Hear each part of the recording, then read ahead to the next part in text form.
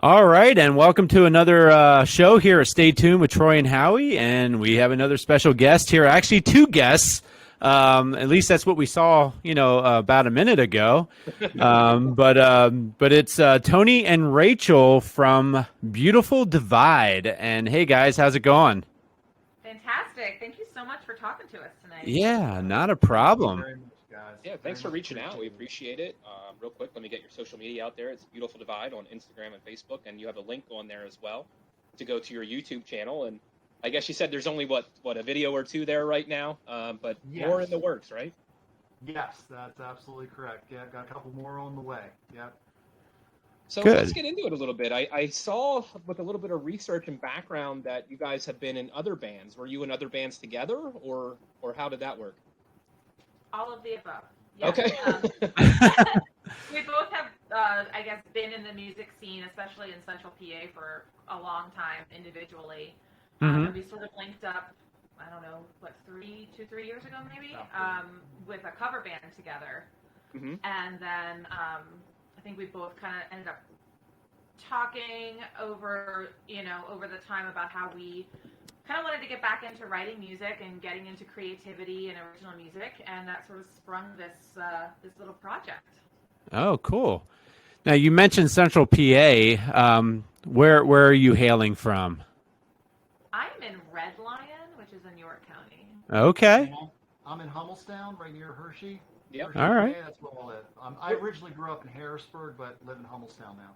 Yeah. We're in the Lebanon area. Like Howie's a little bit out further north, out towards Fredericksburg. But yeah, so we're real familiar with the area you're in. And if I'm not Mhm. mistaken, Red Line isn't that where Hailstorm's from, right? That's correct. Yeah, I thought so. Yeah. So She was Cool. a few years ahead of me. I didn't ever get to actually be in school with her, but yeah. Same I mean, area. I'll tell it again. I told it. Yeah, I was just going to So, say, Troy's got a good um, story with this. Yeah, with Jess, I told it with Jess Zimmerman because she's a big fan of her as well. But they actually played in a talent show at our high school at Northern Lebanon High School. So the drummer, the original or not the drummer, the original guitar player that was in that band, Nathan Mayat, he was an employee at Crater Music Store too, if you know where that is, Crater Guitar Store in Jonestown. But he was actually one of their original guitar players, and as they were kind of a high school band going through their little mix and stuff, they played at our high school talent show the one year. So I saw Hailstorm before they were anything, back when Roger Hale, their bass player, their dad, was their original bass player as well. So it's been that's an so interesting cool. ride. I've kind of seen them grow up. It was pretty cool. Oh, that's Yeah. awesome. So Definitely. so let's kind of talk a little bit about, and we even discussed this a little bit before we started recording. Like, you guys are kind of trying to figure out where you fit, like what genre you're in, or are you kind of just hoping to create your own genre out of this whole thing? Yeah, I'd say create our own is pretty cool. I'd be happy with that. Since I think we could both agree that the ultimate goal is just to be creative and Correct. and make music. And I like not getting hung up on we're supposed to be this or we're supposed to be that, because I think it limits where you let your brain and your heart go when it comes to creating anything, Mhm. whether it's music or writing or anything really. So yeah, so I don't know what our genre is, but I think especially with the two new songs that we're working on, they're both very different from each other and very different from our first song. So Interesting. yeah, it'll throw us really into another world, I think, of genres. So I guess the only time it really becomes a problem is when you get nominated for awards, such as you did with the Central Pennsylvania Music Hall of Fame. You're nominated for an award there, I think is what you said. What did you guys get nominated for? Sorry about that. Yeah. Best new artist, best new Best- band / artist. Yeah, Nice. Very fortunate. Very fortunate. We were not expecting it, so very blessed to get that. Yeah, I was just gonna say, how does that work? Because is that something someone nominates you for, and how does and do you know who does that? They started with the nominations back in mid-November, and the entire public was free to nominate through their website whoever they wanted to nominate in any category, and then it's up to their committee to go through those nominations. I think I read that they had over 4,000 nominations in like all the different varying categories. Wow. and then they sort out who's the top 5, or I think some of the categories have like top 10, like for album of the year or song of the year. They limited it to 10, but in certain categories like ours, it was the top 5. So they have that's a monumental task to Absolutely. sort through and make all those decisions on. That's a Yeah. monumental accomplishment just to even be nominated in that top 5 now, you know? Yeah, incredibly cool. That is so cool. And so how did you how do you get your name out there to the point where people are noticing and nominating you? Like, what are you guys doing within like the public or whatever? Sure. You want to take this one? What do you got? That's all Tony. He works his butt off. I mean, we're in the world of social media, you know. Yeah, tell me about it. So he's created our Instagram and our Facebook and our YouTube, and he's gotten us on Spotify and all the places. And it's like anything else, man. You got to hustle for yourself. Yeah. You got to be in people's faces and because nobody else is going to do it for you. So it's really a matter of tenacity, of just keep putting your name out there, your face out there repeatedly until people see it. And just to add on to that, we both initially were thinking that this was going to be just a one-off project, just one song. We're going to write it, we're going to record it, shoot the video, and then go back to our whatever projects we were doing. Mm-hmm. The reaction that we got from our friends, from our family, from people that we, like acquaintances, that kind of thing, it was very positive, sometimes almost a bit overwhelming. And then it got her and I thinking about like, hey, maybe there's something here.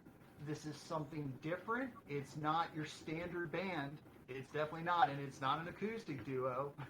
We're playing with tracks. We're playing, and it's drums and vocal.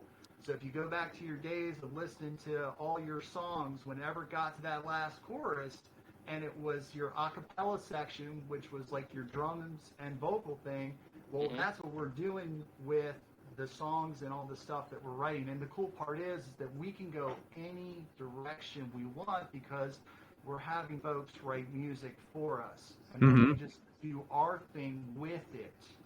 Interesting. And so, yeah, So that's how it all kind of started. And then, like Rachel just said, yes, I've been working diligently on the Facebook page, the Instagram page, setting up Spotify, all that stuff, because it's just how it is now. It's just part of everybody lives on their phone now, and you have to be able to translate your product through that medium. You just have to. So people are going to a CD store or a tape store, or I'm just dating myself right there. We're working on an 8-track soon. Yeah. Really? Yeah, one of these days you'll get that 8-track released. Yeah. So anyway, just we're trying to get what we do to people with what they use to listen to music with. So, and hopefully the response is good. So far, we've gotten a tremendous response with what we've done, and we've only done one song so far. So, you know. The name of that song is "Look Inside," and you're going to get a peek at that song here at the end of the interview. So that's exciting for our listeners to hear that, and hopefully hear some comments and feedback on that. And we'll be sure to pass that along to you guys when we hear that stuff. So I was just going to say, so how long have you, Tony and Rachel, been collaborating musically? Oh man, like a week. Wow. What is time? That's much longer than I expected. Yeah, man. So I have the horrible memory for remembering actual things. So what would you say? When did we actually start, like, the idea of the first song? So I'm kind of a freak when it comes to dates and numbers and stuff, so I do apologize in advance. It was 4:02 on January 2nd.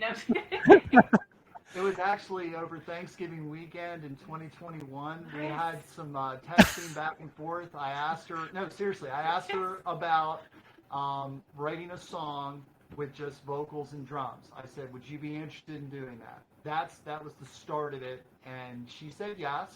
She said she'd give it a shot. Keep in mind that when we first started writing this song in early 2022, we had no tracks. We had no music. There was no guitar. There was no bass. She didn't even know what key she was singing the song in out loud. I literally made it my own key. Yeah. So Yeah. we spent the better part of 7 months ish, 8 months in 2022, writing, rewriting, recording demo, listening back, tweaking, getting the arrangement dialed in so that it was interesting enough to the listener, given the fact that there was no guitar, no bass, no nothing else. Okay. And then we went and recorded it in August. And then from there, it transpired into us getting a track put to it. That was the progression of everything. So, yeah, it was Thanksgiving weekend 2021 is when this whole thing got going. There you go. So a question. I mean, that sounds like a great partnership, right? Like, Rachel can't remember anything. Tony remembers everything. Like, yeah, it works in my 402 and 23 seconds. Like, yeah, right. Fantastic. So a question I like to ask is, and again, we had kind of mentioned this real quick before we started recording. I got, like, especially from your voice, Rachel, was like a Nightwish vibe.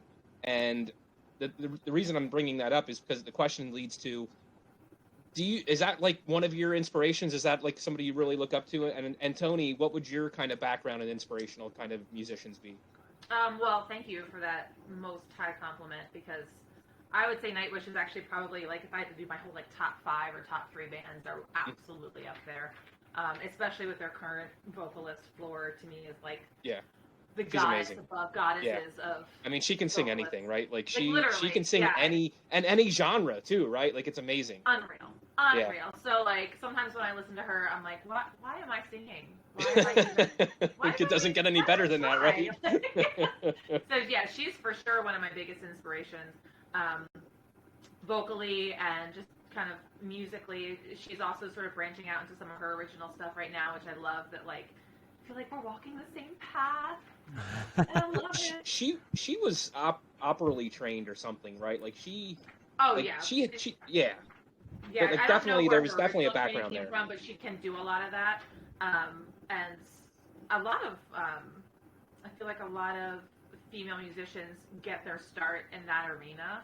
Okay. I mean, even for me, I got my start doing, like, musicals and choir, and so you get that formal training, and then when you are solid enough in that, you can kind of branch out and see what else your voice can do. So that's a huge inspiration. I love all kinds of music. I love everything. Like I said, from Broadway to, like, the symphonic metal, like Nightwish. I love just good old rock and roll. The Cult is probably one of my favorite bands of all time. Wow. To the Stone Age, Clutch, like those. Danzig for sure. Wow. Oh, okay. This is interesting. Wow. Well, you really are going down many avenues here. Yeah, My God. I run the gamut of every and just oh man, Mike Patton, Faith No More, and, like, pretty much every project he's ever done. Talk about vocalists, that's for me. But what would you say for on your Tony, end? what would kind of be your inspirations and the stuff that you really enjoy listening to when you're not producing your own music? Band-wise, I'm a huge, and anybody that knows me, huge Seven Dust fan. I've seen them perform over 50 times. Morgan Rose, their drummer, phenomenal, both sonically and visually on the kit. Just absolutely crushes it every single time. Big Shannon Larkin fan. Shannon, the drummer in Godsmack. Okay. Shannon played semi-locally, regionally in this area many moons ago with a band called Rat Child America. I think it was initially called Rat Child.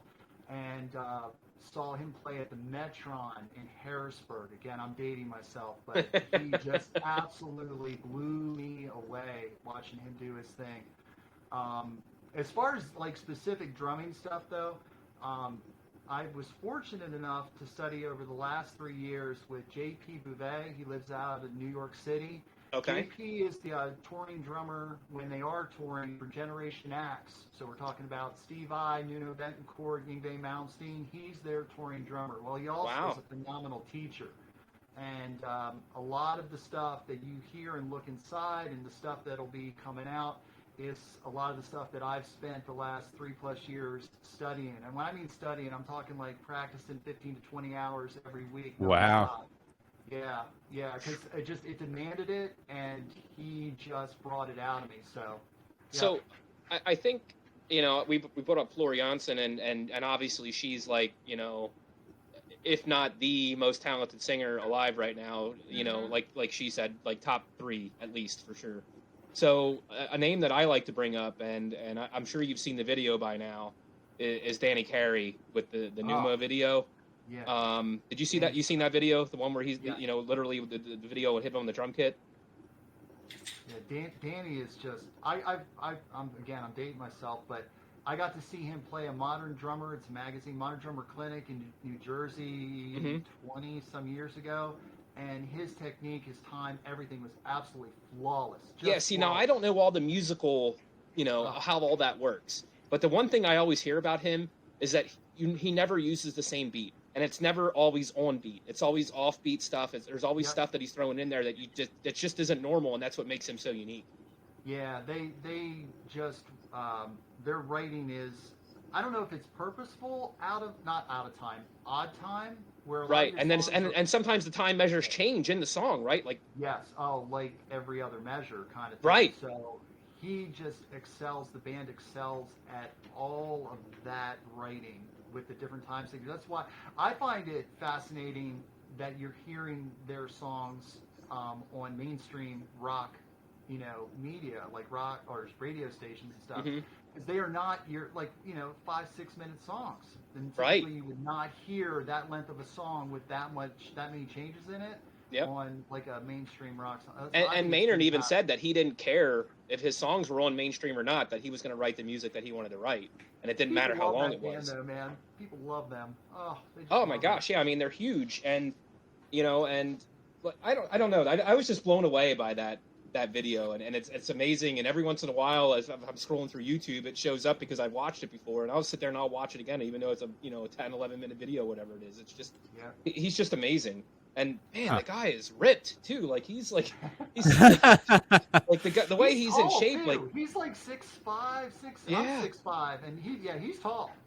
It's just he's an amazing drummer, and I we had Chad Gracie on the show, and I think he even said, I've heard him do different interviews with different people, and I think he even said like he's probably the best drummer alive right now. Like it's amazing. Yeah, definitely in your top 3 as far as just his ability, and it's the execution of everything he does. There's a precision to it that is just unmatched by players out there. That's why people look up to it. So if you haven't got a chance to watch that video, to our listeners out there, definitely check that video out. It's Danny Carey from Tool, and he's doing the song Numa, and it's an awesome video. You'll get a great appreciation for drummers after watching. Yeah. So again, we're talking with Beautiful Divide, Tony and Rachel, and you can find them on Instagram and Facebook by looking up Beautiful Divide, and there is a link on there for their YouTube channel, and we're going to get in some new songs, and that's kind of what I want to talk to you about next. You guys, you said in the process of recording 2 new songs. When are you hoping to have those recorded and released? So we're actually scheduled to head into the studio on February 7th, so like now. So like in a week and a half. Yeah, like this minute. Like as soon as we're done with you guys, we're going. That's great news. So when it's recorded, how long does all that take for editing and such? Like I don't know how that process works, but until you record it and then it's released, how long is that typically? I would say 2 to 4 weeks, maybe a little bit longer. It just depends on.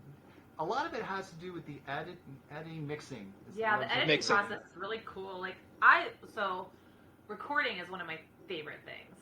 Really? I love being in the studio. I love recording. Like, put me in a vocal booth and I am a happy girl. Like, I almost love that more than I love performing live. Like, wow, sweet. Just as much of like a dopamine hit from like just laying down some tracks and doing that. It's so. Especially, I think it's because you're in this environment where you're tuned in with other people and they're all there for that purpose. You know, everyone's putting their energy into the same thing, and you can really feel that. And actually, I think getting the recording is probably the easiest part because you've put in all your hours of practice. But then, the editing and all the mixing and all of that is when it becomes fun because especially with today's software, there's so many options of things you can play with and do. Yeah. and change and adapt, and so it's kind of our vision individually and together, and then the sound engineer's vision, and sharing ideas, and like, okay, that's awesome, I never would have thought of that on my own, or no, like that's not really what I want. It's lots of back and forth then, and that's what takes a little bit of time. Mm-hmm. Just all getting on the same page, and with the end goal, like what is it that they think it should sound like, what do we think it should sound like, and are we meeting on that same ground? Mm-hmm. Right. Now you threw the word out there, together, and I don't know any other better way to transition into this, but what is your relationship with each We're other? friends and musical partners. Okay. I don't. I'm married. We're not married to each other. Okay, so with that being said, with the title "Beautiful Divide," how did you guys come up with that title? I got a great story for you. Great, Good, 'cause All right, let's hear it. great story for you, man. And it's kind of like part of, it fits everything that we've done because it's very, very organic. It happened very naturally. We Okay. came out of the studio. We came out of Atrium Audio on August 23rd after we had recorded. 4:02 p.m. What time was it, Tony? 6:23. Six- Wait, the sun was setting in the horizon. The cornfields of Lancaster County were glowing. We got Rain Man Tony here. Please continue. No, there were because the studio is situated on the Rock Lidditz campus in Lidditz. PA. Okay. Oh, that's where you There were. were Awesome. professional- Okay. There were professional road crew guys that happened to be walking by the studio when we came out, when we were done. Like, I was literally loading out my drums into the car. These guys were very cool, very laid back. They were here for like at that time like a day, and then they were going out with another professional act. They were super cool. They came up and asked, "What's the name of the band? What are you guys doing?" And I didn't have an answer to that. And I looked at Rachel. Rachel looked at me, and it was like, "Shit, we need a name." And so, Because again, this was just supposed to be like a one-off, one-song project. So it was just going to be Tony and Rachel, right? Like it was. Yep, it was just supposed to be like, cool, here's our song, see you later. yeah. Oh, cool. So anyway.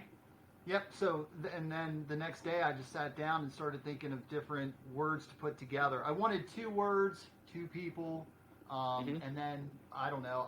Honestly, I don't remember the moment where it just made sense. And then I sent it to her. She really dug it, and then we took it from there.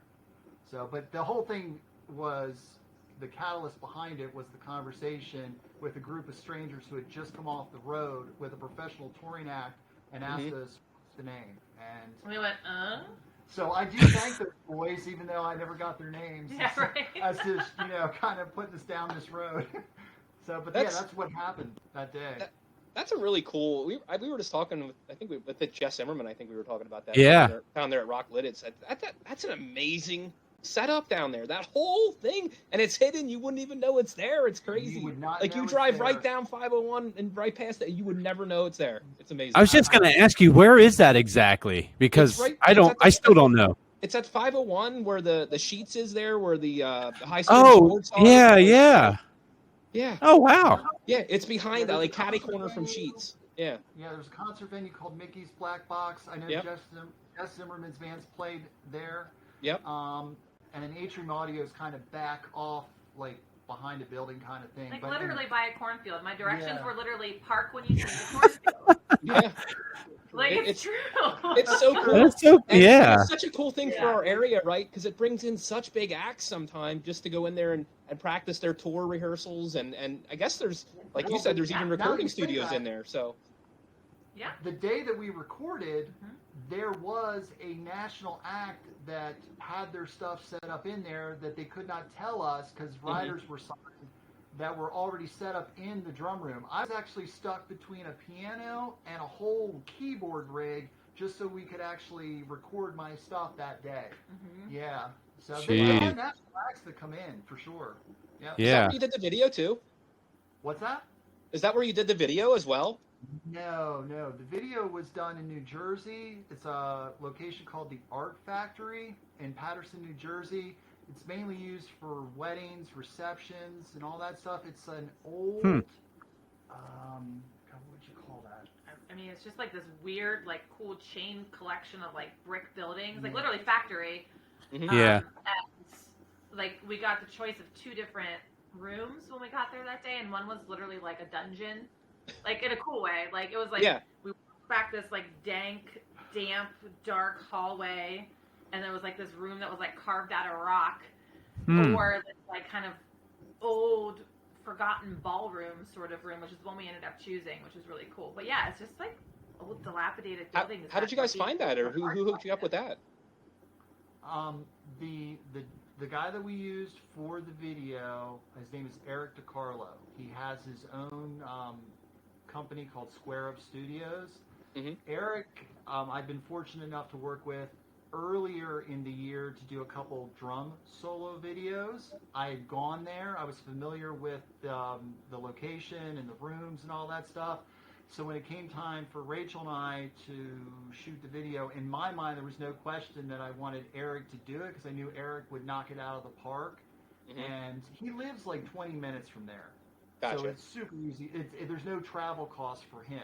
Mm-hmm. Right. He's been working there for so long and shot so many videos there. He has a great rapport with everybody at that facility. And knows the angles to use and everything in there, Everything. right? He Yeah. knows which rooms to pick. You know, the rooms that I shot my drum videos in would not have worked for what Rachel and I needed to do that day. Right. So, but anyway, yeah, so that's how that all came to be. And I think Eric did a freaking phenomenal job with our video. He just totally crushed it. We've gotten so many compliments about the look and the lighting, Yeah. the feel. It is a really cool look. Yeah. Thanks. Yeah. Hmm. He did a great Yeah. So job. again, if you guys want to check that out, go to their Instagram page or Facebook. Beautiful Divide. The link Or is YouTube. there for their YouTube. Well, the link's there for their Yeah. YouTube on those pages. So, what is your YouTube just under the same name too? Beautiful Divide or It would be under my name, Tony Oh. Pickler. Tony Yeah. Pickler? Okay. Yeah. So, Yeah, that's where it's at. so that's right why it's now. probably easier just to go to the Facebook page and click on the link, right? Honestly, when I found it, I just literally put in the search "Beautiful Divide" and it popped right up. So Okay. There you go. yeah, so yep. There's steps You guys are in the right there. algorithm, I guess. Yeah, you guys are making it. And you know what? And Tony, it is 7:17 on a Wednesday. Mark So that down.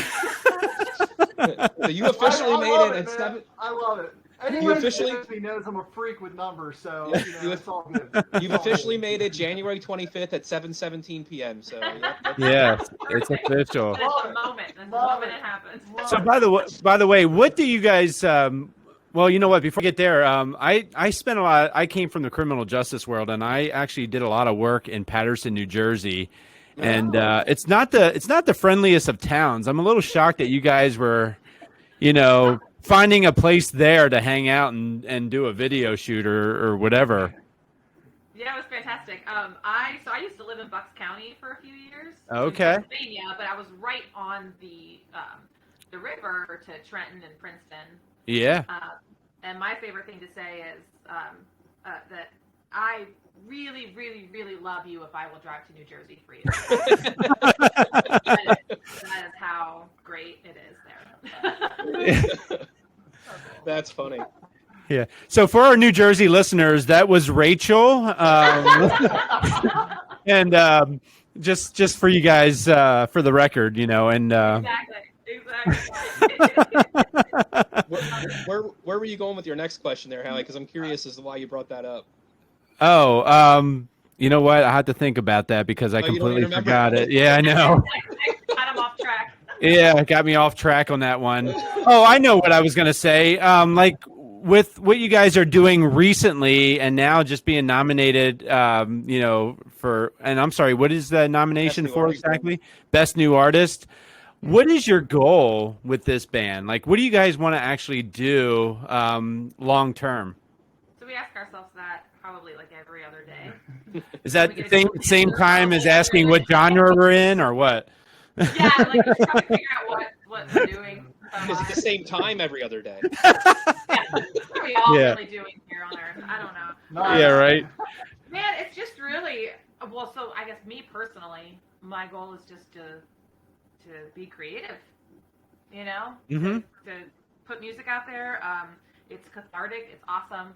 There's always the hope that your stuff reaches people who it's gonna resonate with. You know, I don't have any like crazy rock star goals. I mean, that would be really cool. Sure. But I don't have any like, you know, super lofty goals in that regards. But I just really like making things that didn't exist before I made them. And when people put them in their ear holes and then they like it, like that's Yeah. kind of cool. Yeah, I would think so.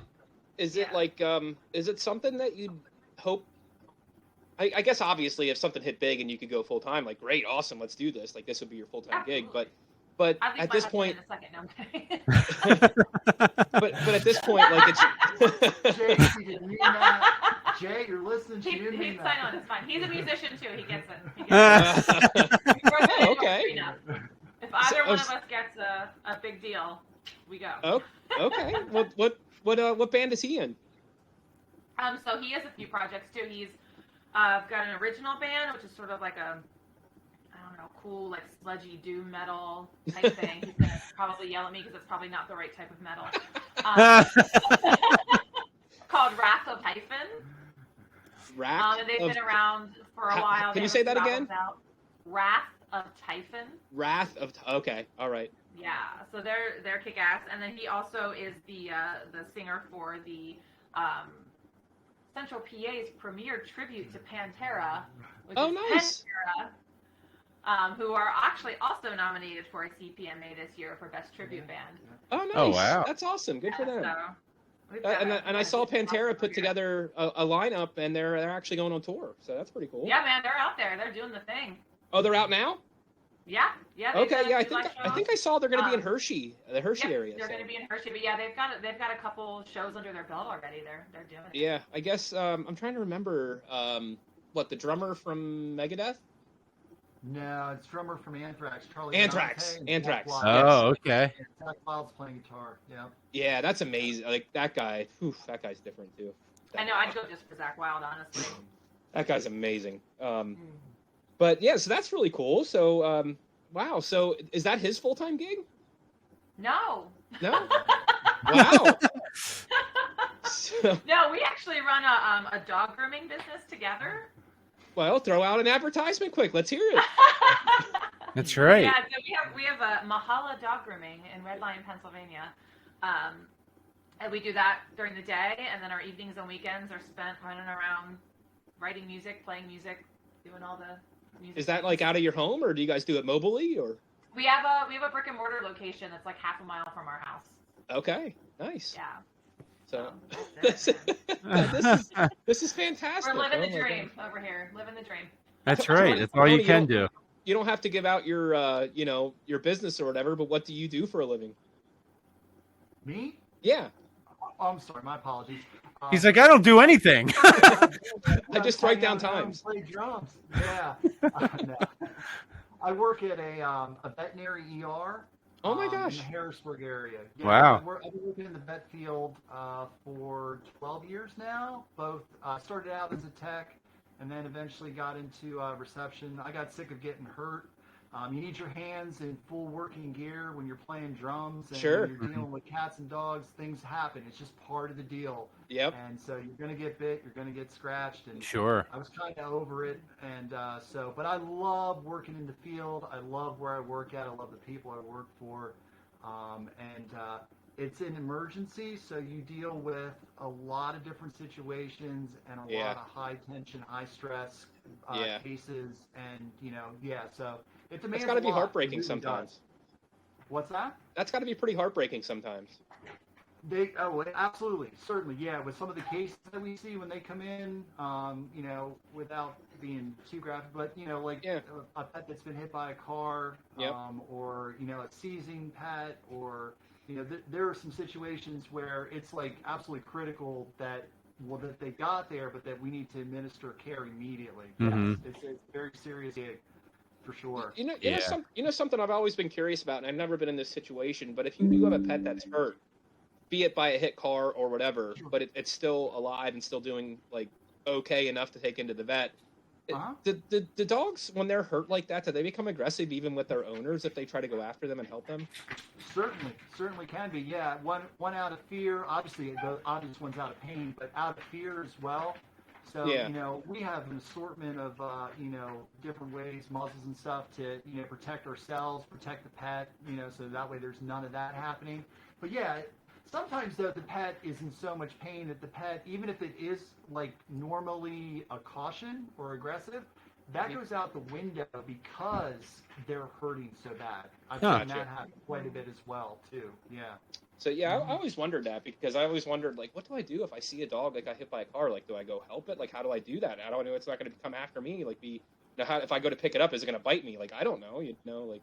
You definitely got to be careful because you never know if the pet is actually up to date on its rabies. What happens if it got it there? Yeah. So I get what you're saying. Yeah. But if you can move it and you can move it safely, that's when I can tell you how many calls we've gotten where somebody has found a stray animal or an animal that's been hit by a car and they bring it to us and then we move forward with it from there. Yeah. That's got to be interesting too because if you don't know who the owner is or if it doesn't even have an owner, like. I mean, that's when obviously your business has to make. Well, that's when. Well, yeah, but even if it's what if it is a stray though? If it's I mean, you guys have a business, so you have to get reimbursed for the services that you rendered. So, I don't know. That's kind of tricky. So how do you guys handle that There's situation? various things that happen. Like I worked veterinary ER for about 10 years myself. Oh, geez. Also a veterinary technician. What the heck here? There's a theme. Yeah. So yeah, if you have like a legit stray come in, I mean, a lot of vet hospitals will have a partnership maybe with their local humane society or SPCA. Obviously, scan for a microchip. There's like little community Facebook pages and stuff that you can check for like lost pet posts, that kind of thing. So it's kind of like everything else. There's a system in place for those lost little critters, and sometimes I know I can say my house is pretty much full of animals who came from situations like that too. We had definitely end up taking our work home a lot of times. Oh yeah. So that's good to know. I didn't mean to get off that little tangent there, but that's good information, and I could tell obviously with you have a pet grooming business. Didn't know you had the vet background. But and then he brought up. I'm like, well, obviously these people love pets, so let's get a little bit of pet love out there. So. For sure. Oh, yeah. Always love to do that. Yeah. Just to tie this in, real quick, just to tie this in. One of the two new songs, without giving too much away, I can say the title. Do it. Yeah, one of the two new songs is called "Shadow Surrounds Me," and Rachel unfortunately lost a very dear pet of hers in September, named Jetta. I lost my best friend. No disrespect, Marianne. Best friend in October to cancer. He's a Spanish Greyhound. And after those losses, I had a conversation texting Rachel about trying to channel that energy into one of the two new songs. And so I gave her some lyrics. She did all the work with it and put it all together. But basically, the song is about that extra special bond that you have with a pet. You can have bonds with all kinds of pets, but there's always that one extra special one. So it's not just about the bond; it's also about the loss and dealing with the loss afterwards. Yeah. So, yeah, we're gonna be shooting a video for that. We're gonna have one of our, without giving too much away, one of our dogs in it. We're gonna have a whole storyline with it.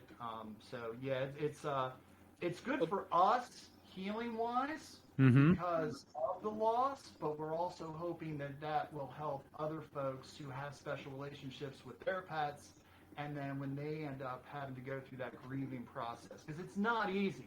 It's not. Sure. I've seen grown men lose it at my job, trying to cash out because they lost. I'm gonna say Fluffy, but that's just a common name. But you know what I mean? Yeah. Right. So it's not easy. It is not. No, easy. It's not. So that's we're just hoping that'll help folks too as well. Well, yeah, for sure. When you guys get that one recorded and released, you have to please pass that one on to us, and we'll put that one in the rotation as well. Then. Absolutely. Absolutely. So, absolutely. For sure.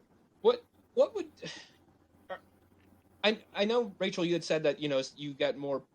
Sometimes you actually feel better when you're recording in the studio rather than when you're out live, but. Are you guys out performing live at all together, or are you just talking about from your previous gigs? All right, so I can answer that one. Okay. Okay. He's on it. Well, Yep. this kind of goes back to what you guys were asking about, like, hey, what's the goal? Like, what's the end game here?